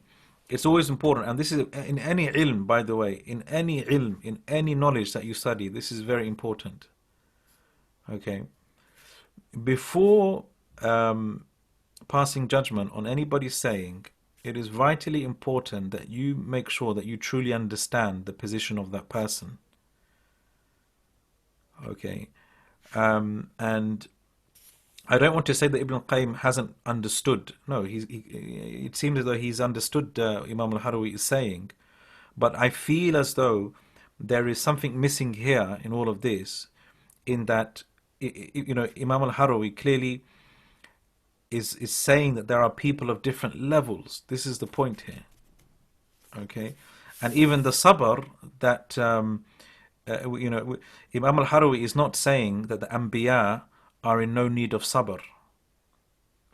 Again, that's a bit of a straw man argument. That's something, that's from the lawazim, what you might think of what he is saying, from the consequences of what he is saying. But I don't believe that this is what Imam al-Harawi is saying. Okay.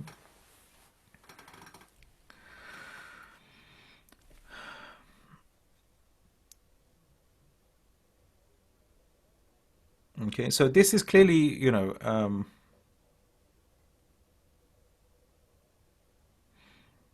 yeah, and would you say that Sufism of the past is similar to what some people who claim Sufism do at this time? Now, I think Sufism, Tasawwuf, throughout the centuries, has always had a vast spectrum. Okay, so from the earlier on, like Imam Shafi'i spoke about Sufis, and he spoke well of them. Okay, but that doesn't mean all Sufis, he would approve of everything that Sufis do, right? Same as today, there are people who might attribute themselves to Tasawwuf, but they don't engage in a lot of the, for example, questionable actions and bid'ah. Because you have people who claim to be Sufis, but they find many of the actions of many Sufis to be reprehensible and fall into bid'ah. Okay, so there is that vast, that wide spectrum of Tasawwuf and Sufism. And that's why it's very difficult just to, again, to pass sort of blanket statements, because, if Imam Shafi'i praises people of Tasawwuf, then, who are we to say, that they were all wrong, right? So, yeah. Okay, let's press on, inshallah. I'll try and come back to the other points later, inshallah.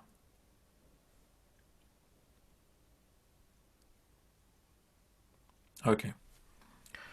وَأَمَّا الصَّبْرُ عَلَى الطَّاعَاتِ.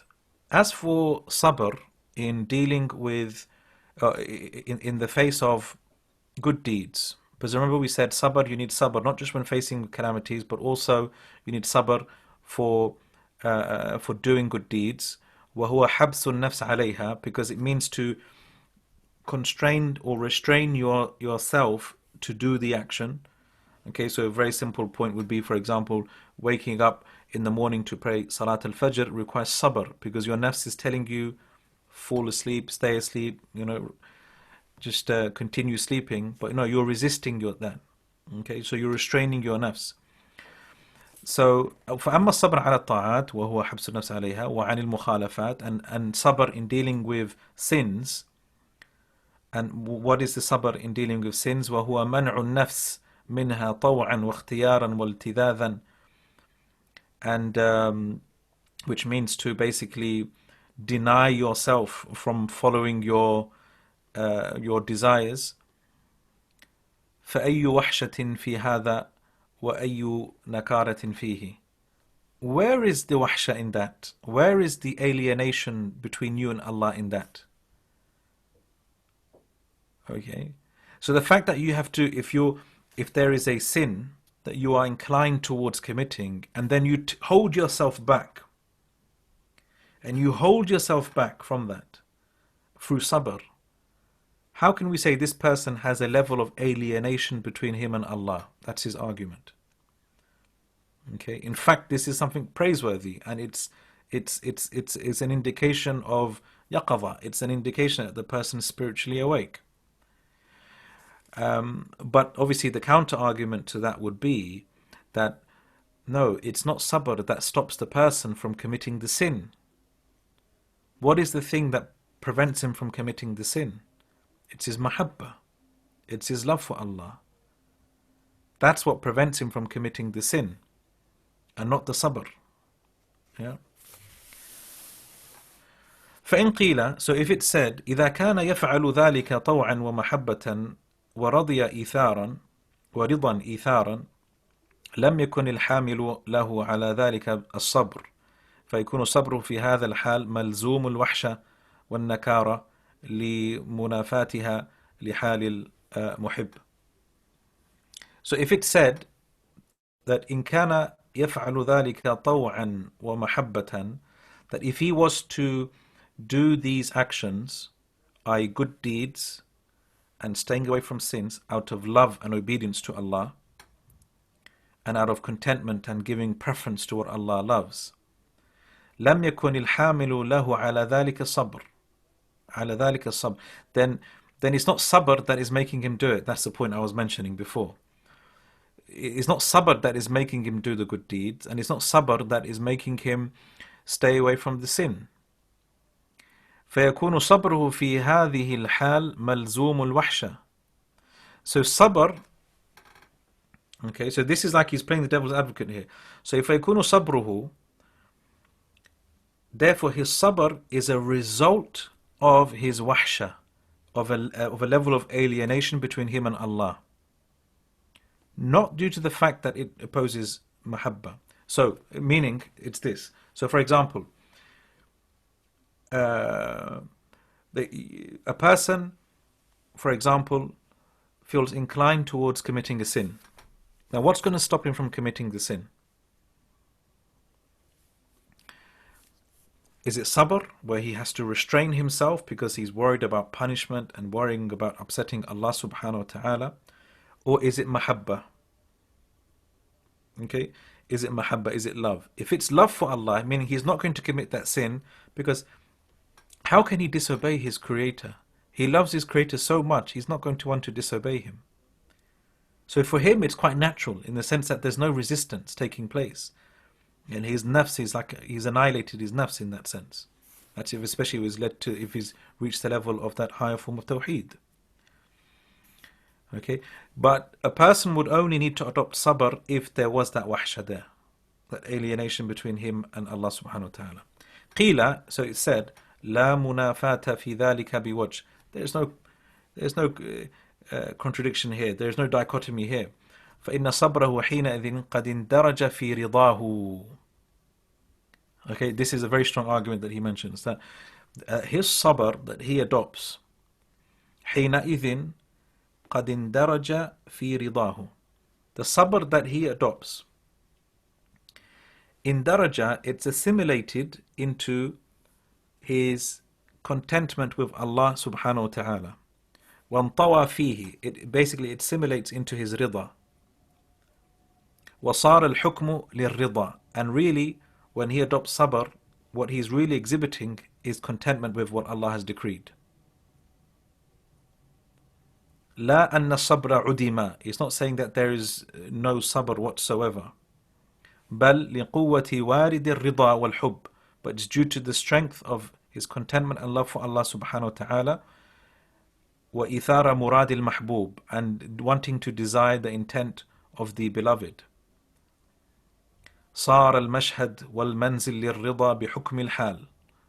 Then in that situation, صار المشهد والمنزل للرضا بحكم الحال. Basically he reaches the level of rida, of contentment and being content with what Allah has decreed. والصبر جزء منه ومنطو فيه. Sabr it's just a part of that rida, meaning it's through sabr essentially that you reach the higher level of contentment.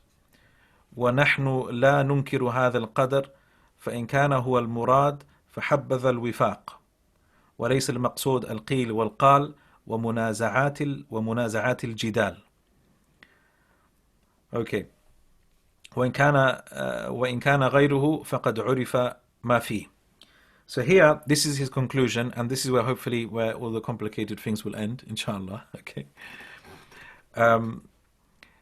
Basically, he's saying that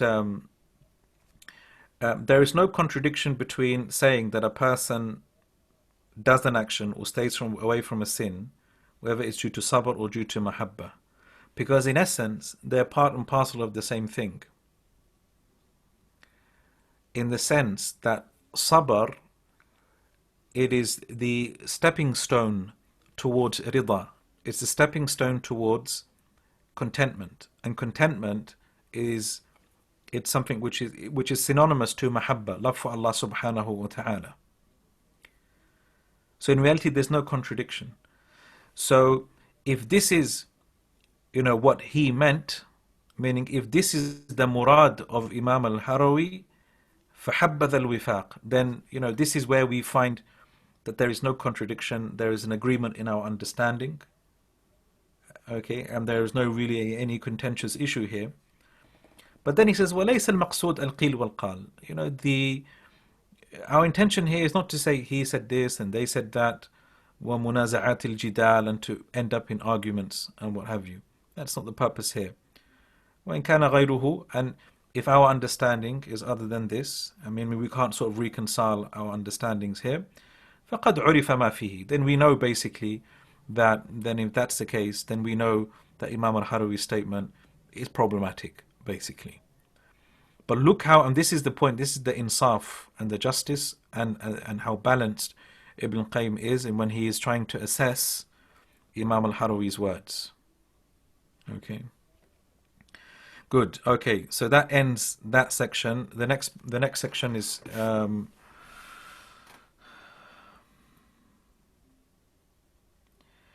what about the?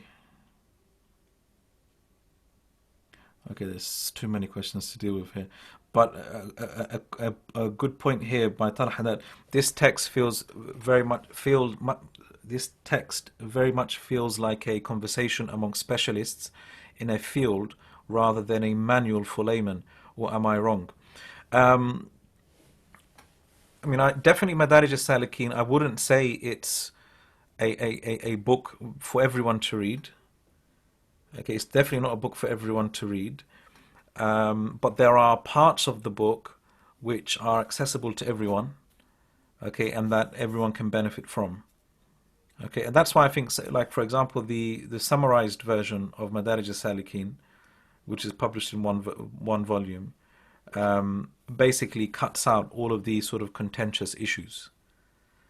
Okay, so if anyone just wants to, maybe I'll put a picture of the book. I have a copy of it on the WhatsApp group. I'll share it with you, inshallah. So if you just want to avoid all of these technical issues and more detailed points, then the summarized version is probably a good way to read Madārij. But yeah, it's good to be exposed to this kind of discourse, absolutely. And that's one of the reasons why I wanted to teach this. Yeah. Okay, فصل وهو على ثلاث درجات. Sabr is of three levels. Sabr is of three levels. الدرجة الأولى, and again we've spoken about this, but we're going to speak about this now in more detail. Sabr is of three levels. الدرجة الأولى, the first level, الصبر عن المعصية, having sabr in dealing with sins. بمطالعة الوعيد, by مطالعة الوعيد, by essentially beholding the warning. So meaning Allah subhanahu wa ta'ala, for example, forbade zina and he warned against it. So you stay away from the ma'asiyah by taking heed of this warning. Okay, so you're being consciously aware of the warning. And you do this ibqa'an ala al-iman. Okay, you do it ibqa'an ala al-iman. You adopt this sabr in order to maintain your iman. وَحَذَرًا مِنَ الْحَرَامِ, and in order to avoid sin. وَأَحْسَنُ مِنْهَا الصَّبْرُ عَنِ الْمَعْصِيَةِ حَيَاءً. But what is better than that is to have sabr in avoiding sin out of haya. Out of haya. Okay, so basically he's saying here is that you need to have sabr to stay away from sin. We've established this. How is that occurred, or how does that happen? Firstly, by being cognizant and aware of the warnings and threats that Allah has in the Quran, and you're worried about your iman, And so because you're worried about your iman, you stay away from the sin. You're worried about committing any sin, accumulating sin, so you stay away from it. But he's saying here, but there is a level higher than that, which is that you avoid the sin through sabr, okay, out of haya. You feel too shy in front of Allah to commit that sin. So here he explains, ذكر للصبر عن المعصية سببين وفائدتين. He's mentioned for sabr. He's mentioned sabr here. That there are two sababain. There are two reasons why you adopt sabr with regards to sin, and he mentions two benefits, فائدتين. أما السببان, as for the two reasons why we adopt sabr in trying to stay away from sin, فالخوف من لحوق الوعيد المترتب عليها, is out of fear of the warning of Allah being applied to us, meaning out of fear of punishment. Okay, that's one reason, we've established that. والثاني, the second reason why we stay away from the sin, الحياء من الرب تبارك وتعالى, out of haya, out of a sense of shame and shyness in front of Allah subhanahu wa ta'ala, أن يستعان على معاصيه بنعمه وأن يبارز بالعظائم. And so, a person feels shy to basically that he uses the blessings of Allah to disobey Him.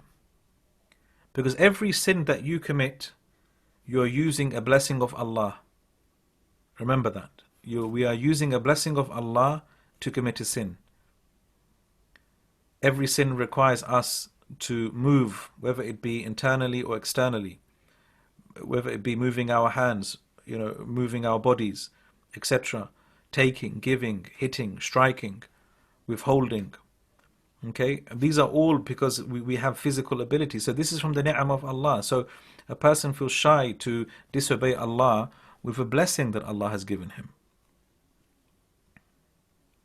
As for the two benefits of it, of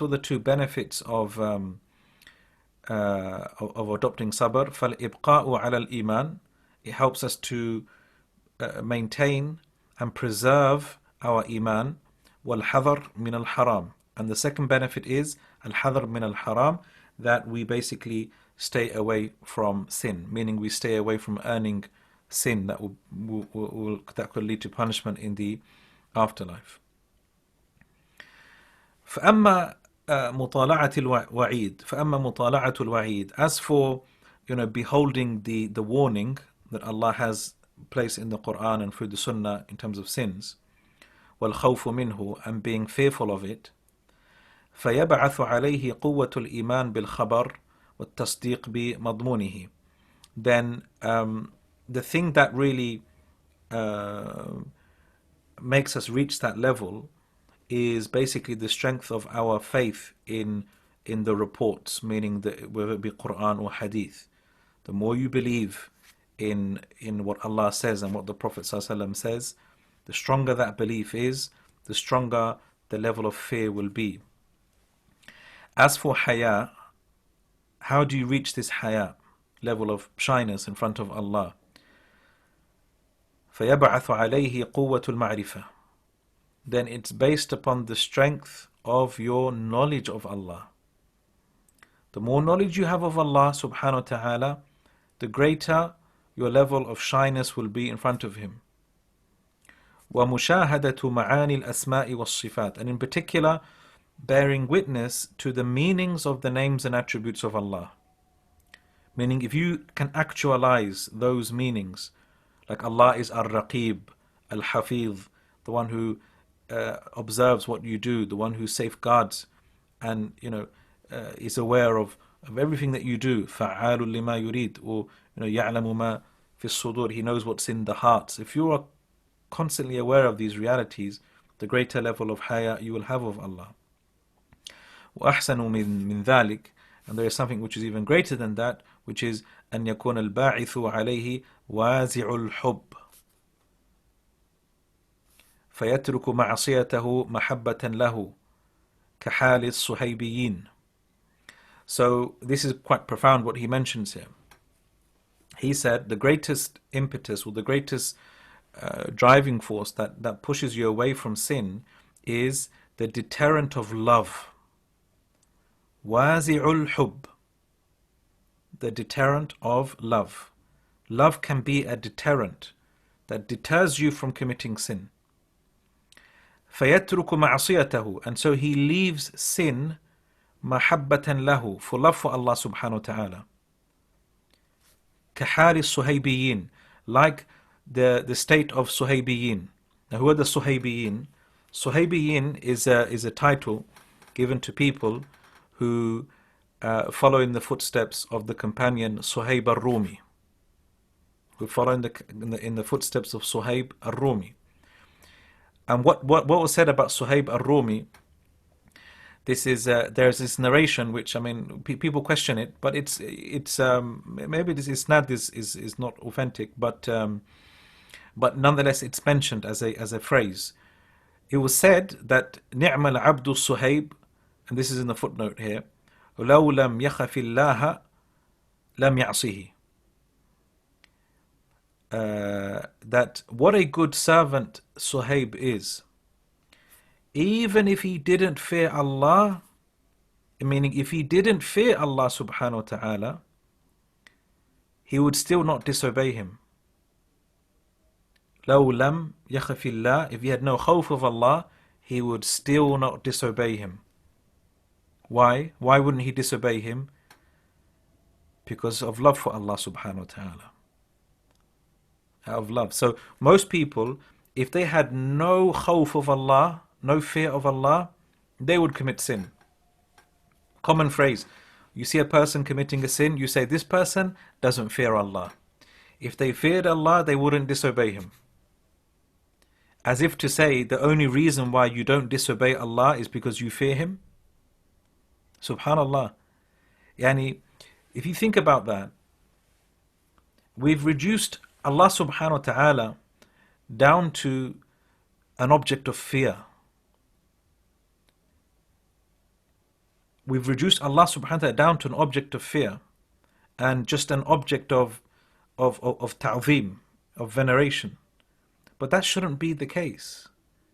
You know, and this is why, you know, it's interesting when you see people, and one of the fascinating things about Ibn Qayyim, his theological philosophy, it's quite unique to a lot of other people, to many other scholars.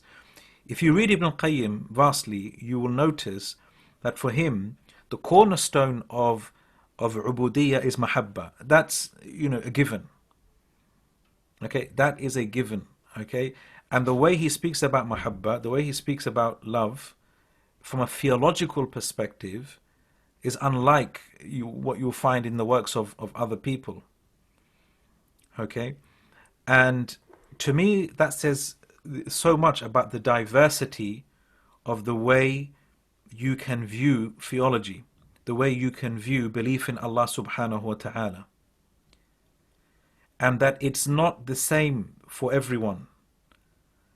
Okay, so for people, for example, to insist that the way you need to portray belief in Allah is based purely upon ta'zim, I think this is a mistaken approach. Likewise, those who say your sole approach to portraying your belief in Allah should be purely based upon mahabba and rahmah, that's another.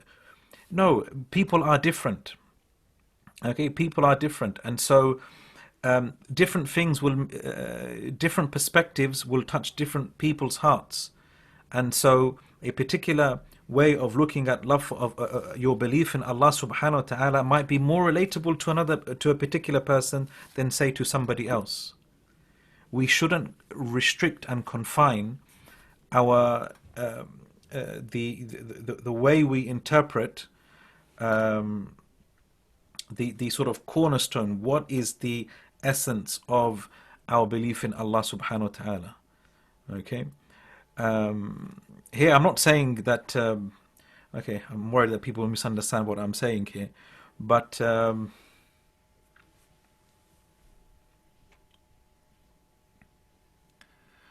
Okay. Anyway, going back to this point here.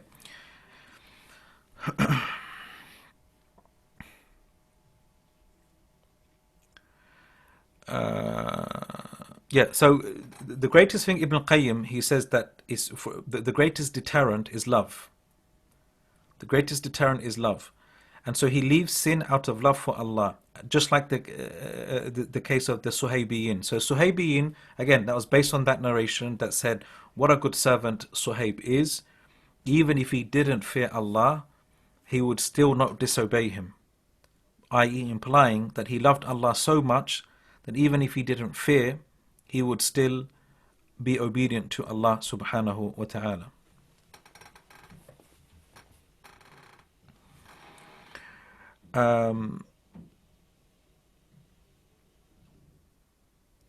By ta'zim, are you referring to a sense of khawf? No, more than that.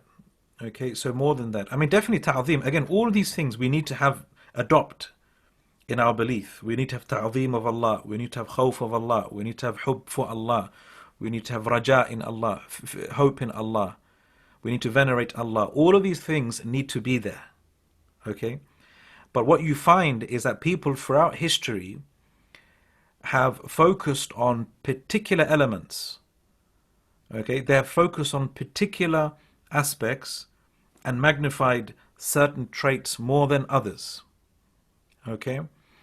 And often it could be a result of a person's own theological experience. So many great scholars, for example, they, a lot of their works have been shaped by their own experiences in dealing with, polemical theological issues. Okay? Others, for example, it's just due to their own spiritual experiences and ibadah. Look, for example, today, maybe this is a very crude example, but look how some people view theology today. In Tawheed al-Hakimiyyah, for example. Tawheed al-Hakimiyyah, where people, they see the cornerstone of Tawheed to be Hakimiyyah, belief that there is only one legislator. And there are people like that. Okay, many of the movements today, they literally base their belief in Allah that He is Al-Hakim. And they make that the cornerstone of their Aqidah. Okay? And that's why I think it is very careful. Okay, we have to be very careful not to magnify certain things more than others. Okay, unless that really is the true essence of Tawheed itself. Okay, but yeah. So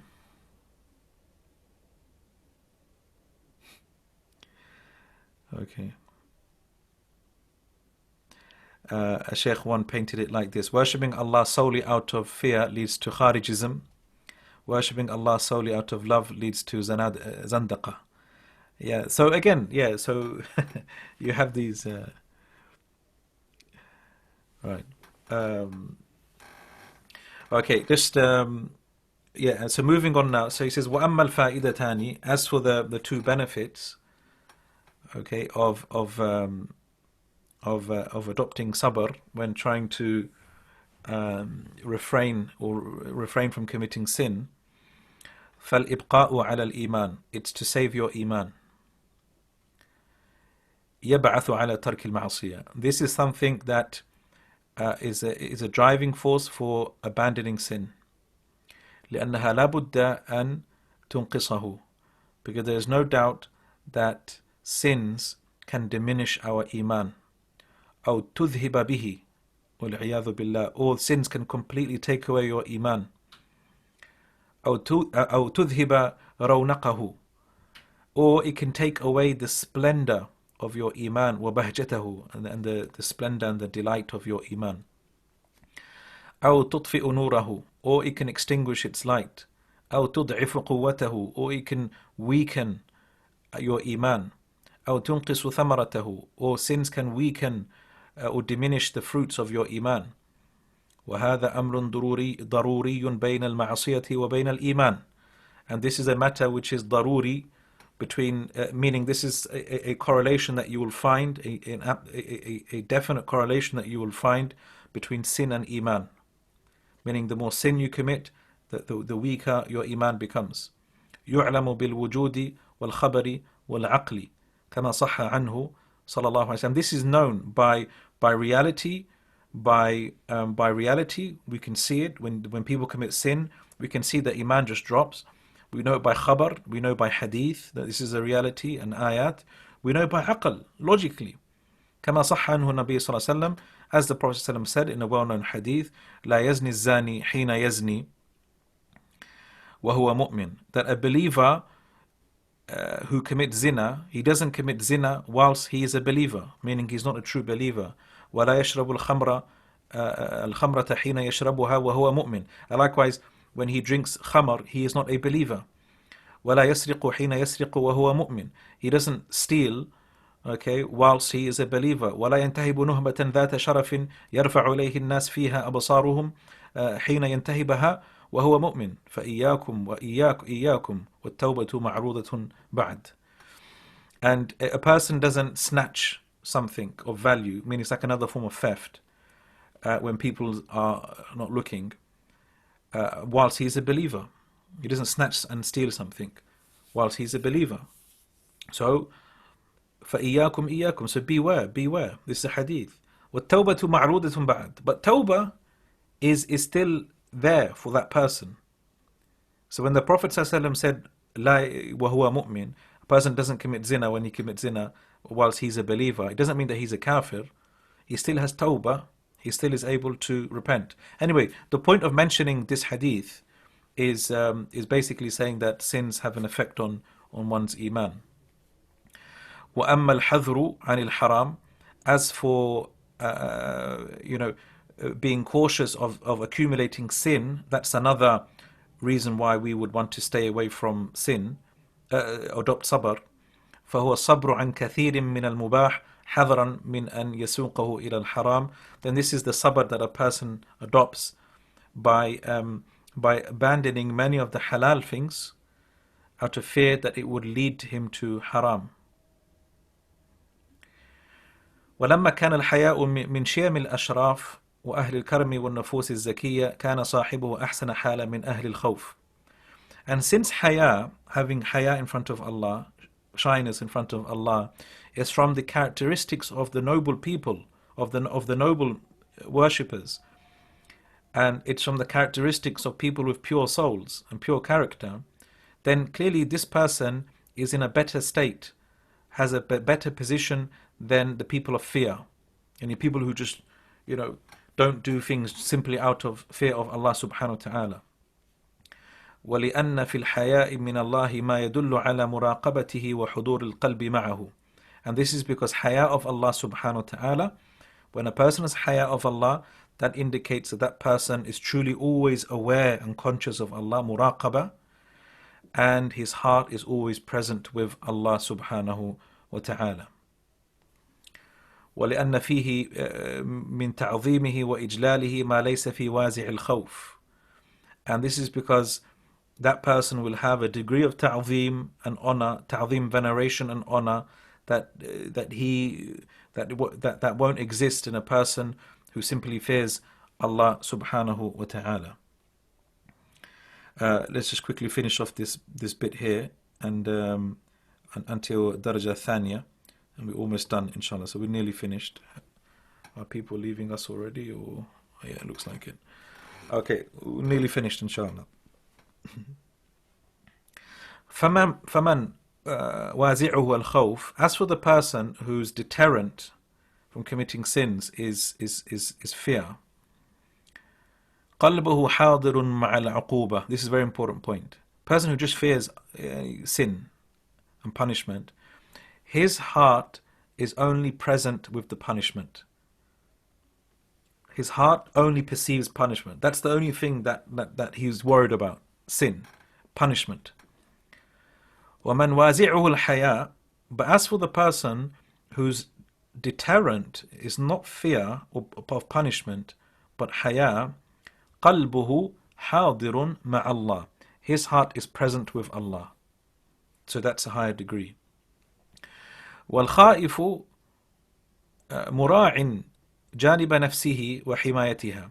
As for the one who is afraid, just simply has fear, then he's basically worried about himself, worried about protecting himself. But the mustahi, the one who's shy in front of Allah subhanahu wa ta'ala, then he is more concerned about his Lord. Meaning, how could I disobey Allah? How can I dishonor Allah in this way? وَمُلَاحِظٌ عَظَمَتِهِ. And he is someone who just perceives the greatness of Allah, and that's what prevents him from committing the sin. وَكِلَا الْمَقَامَيْن مِنْ مَقَامَاتِ أَهْلِ الْإِيمَانِ. Now both, this is an important point, both of these stations are from the stations of the people of Iman. So we don't want to basically disregard people who fear Allah. He's not saying that it's, it's something which is not virtuous. It clearly is virtuous, but the one who has haya of Allah is more virtuous. غير أن الحياء أقرب إلى مقام الإحسان. However, he says haya is closer to the station of ihsan. Ihsan is when you reach that level of perfection in worship. وألصق به, and it's closer to it and adheres to it more. فإنه إذا نزل نفسه إنه إذا نزل نفسه منزلة من كأنه يرى الله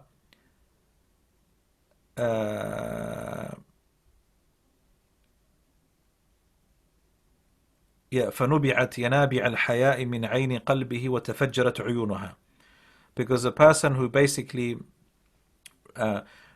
puts himself in a position where he worships Allah as if he sees him, then this will make the springs of haya essentially burst forth and penetrate his heart, basically.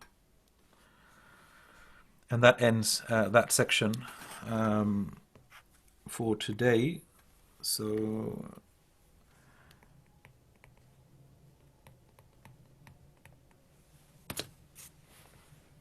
I felt today was a pretty heavy lesson today. Okay, but hopefully inshallah it's been of benefit to you. Before everyone leaves, just a few points inshallah. Next week is will be our last lesson before Ramadan. It will probably be too difficult because there's so many of you here to sort of gauge what we want to do in Ramadan. But I'll basically send an email out just to fill in a Google form to see if you want to continue in Ramadan. If we do it in Ramadan, it will have to be like in a morning, okay, weekend morning or something. I don't know. We'll have to see, inshallah. The other issue is a lot of people have been contacting me asking for if it's possible to have access to one of the courses that we have already taught. Now, normally we don't do this. As you know, we focus on live learning. But because people are on lockdown, they have a lot more time. So I thought, this is a trial run. We're going to be offering our fiqh course, the fiqh of ibadat, okay, which we taught and completed. It's 29 lectures. Each lecture is 2 hours long. Each class is 2 hours long. So we cover basically all of the fiqh of ibadah from Madārij al Sālikīn by Sheikh Abdul Rahman Nasir Sa'di. And we will inshallah give you can register for it. Okay, I'll give you the link afterwards. So it's all pre-recorded. Okay, so you can watch it all in your own time. Okay, I'll be doing the second round one. Because we taught it twice, inshallah. So we'll be offering that. You have to register for it. And we'll try and do a live QA session as well every month, inshallah, for those who signed up for it. So do have a look. Go to the bookings page on Tawfiq Online. The details are there, inshallah. And but I'll send maybe a poster out with some information, inshallah.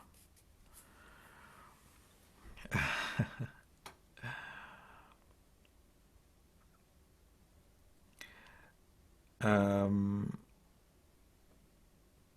and what we basically cover in that book is the fiqh of, fiqh of ibadah. So you learn the fiqh of tahara. We cover the fiqh of tahara, fiqh of wudu, tayammum, menstruation. Okay, we covered the fiqh of salah, how to pray, obligations of prayer, the pillars, what nullifies prayer, sujood al-sahu, jumu'ah, salat al-eid, sunnah prayers, nawafil, etc. Also the fiqh of funerals and burials, the fiqh of fasting, the fiqh of zakat, and the fiqh of hajj. So all of that we covered and basically taught in 29 lessons. So inshallah, do have a look at that. And if you have that time, then try and utilize your time during this lockdown period and gain some beneficial knowledge. Does it cover inheritance? No, inheritance is the second part of the book.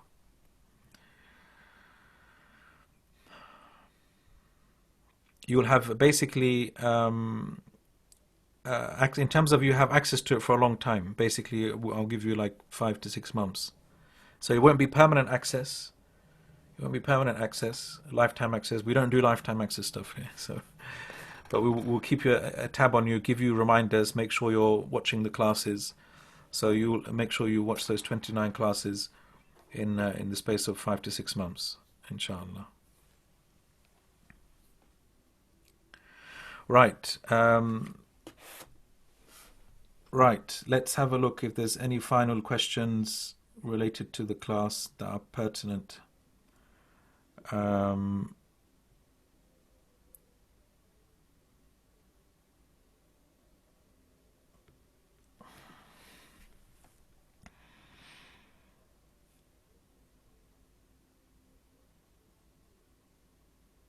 Does that mean that you have to renew your faith afterwards when you commit those sins? No. After you commit those sins, you don't have to renew your faith, but you basically you make tawbah. You make tawbah.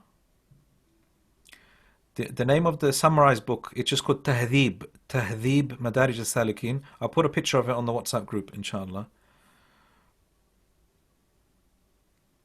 Can you change from one state to another? Fear and haya. That is possible, yeah. People can interchange, Sometimes it's haya that prevents them from committing the sin. Other times it's khawf. Yeah.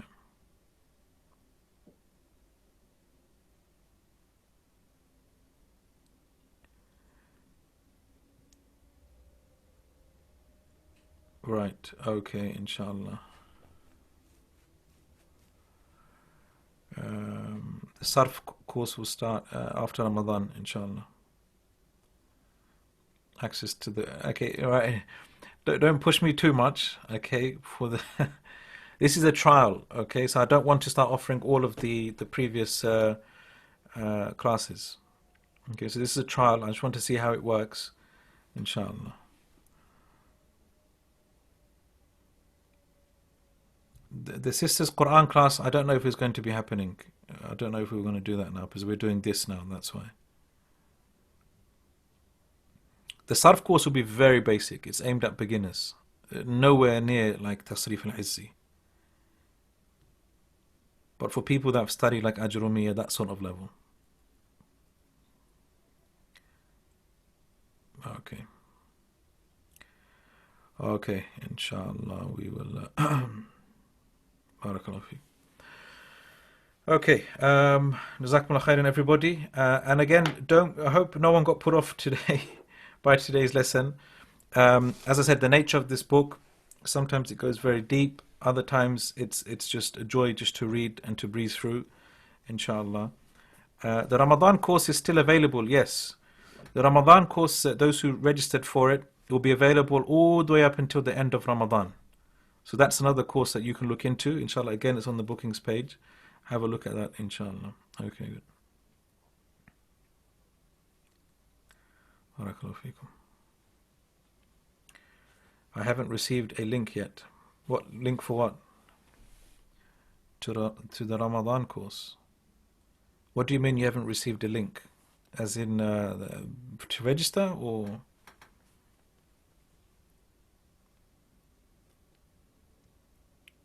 Please PM me, yeah, after you sign in. Okay, please PM me because I don't know who you are. All I see is SDC. I don't know who that is. But just PM me afterwards or on WhatsApp, and then I'll look into it, inshallah. Oh, okay. Okay, I didn't know it was you. Okay, Jazakallah khair. Yeah, and it's nice when people put their proper names, okay? I prefer that. Most of you have, I can see. Okay, but it's good to know who I'm speaking to directly. Okay. All right, inshallah. Jazakumullah khairan, and inshallah I shall see you all next week. Jazakumullah khairan. سبحانك اللهم وبحمدك أشهد أن لا إله إلا أنت أستغفرك وأتوب إليك. والسلام عليكم ورحمة الله وبركاته.